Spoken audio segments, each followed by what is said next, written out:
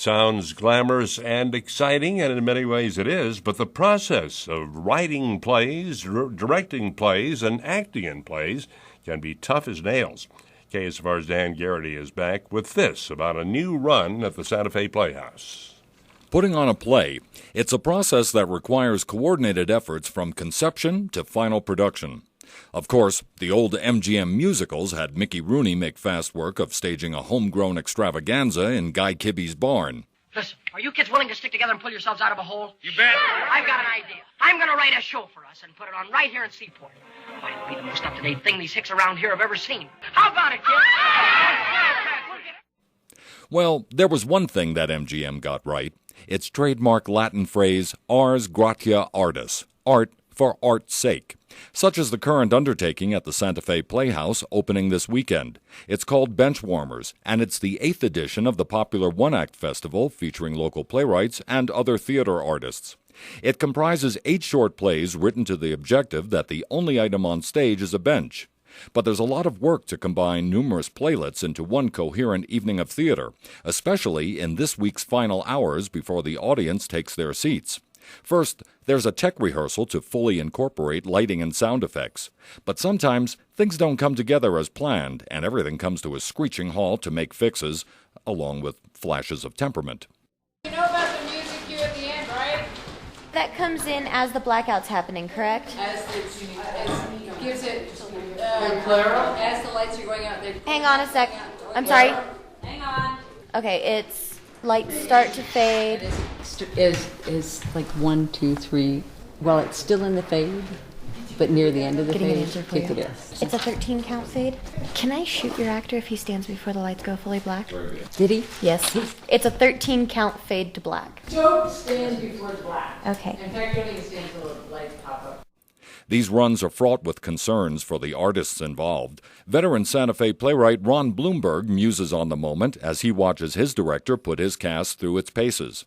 You know, I'm not directing this particular piece, but I have a wonderful director, and so what you do is you make notes. You know, they come up, they do the rehearsal, and then you find out that what you've written is either being plussed, or it's just as you imagine, or it's not working at all. Then you got to make changes, and it's for that week of rehearsals or 2 weeks, whatever it is. It's pretty much rewriting and getting it exactly to where you want it. Writer Deborah McGee has chosen to direct the play she penned. It's called The Wedding Night and requires a deft hand as she juggles moments of comedy with a stunning revelation at play's end. What has come before may or may not conform with my idea of what it maybe was going to look like. And there were, such wonderful surprises. I'm so lucky to have such good actors.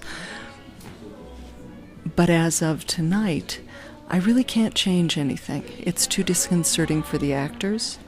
So I'm hoping that they will together tell the story that the director, I'm trying to tell, because that's what a director does, is tells the story.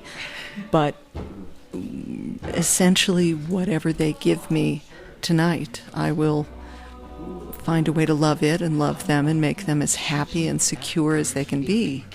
Then there's Suzanne Lederer, who has challenged all her abilities with not only writing and directing, but performing as well. This night, before the audience gets a look, finds her with multiple concerns. I want it to be perfect. And in a perfect world in the theater, I would have at this point at least 2 weeks of previews, but I don't.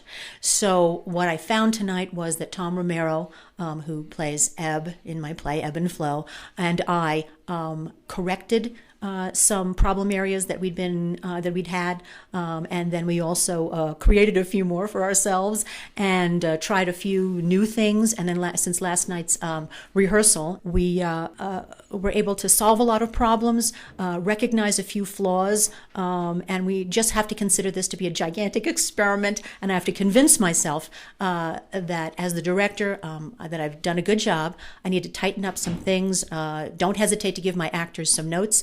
And as my writer, I'd have to say to myself, hey, this play actually works. And finally, the theater doors are thrown open to the public for a preview. With 2 comedies under her direction, Clara Soyster reacts to the enthusiastic response both received and what she feels about giving it all over to the actors now. I feel like I did my job. I'm so pleased, and it's a relief.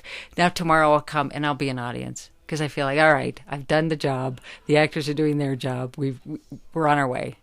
And from here, I really feel like once opening comes, it's them, and they get to take it, and they're off and running, and they get to play, and I'm done. And I feel very grateful and very happy that we got it put together, and it's looking great, and it's funny, and that's important. Funny's important. Back to that idea of art for art's sake. There is a caveat. There is that thing that makes all the hard work worthwhile. It's that gift that only a live audience can give.